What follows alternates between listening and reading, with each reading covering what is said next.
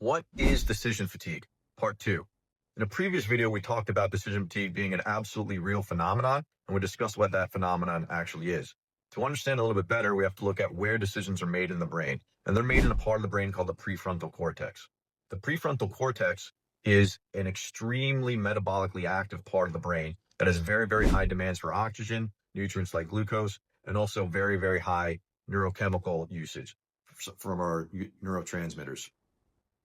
Every time that we have to make a decision, our brain has to crunch all those numbers, and then it has to send a signal through, it has to fire through a neuron, and that usually takes place, in the network using a neurotransmitter called glutamate. So the more decisions that we have to make, the more oxygen and glucose we're going to use, and eventually that begins to be depleted, as well as more of the neurotransmitter glutamate gets used, and eventually that becomes depleted as well.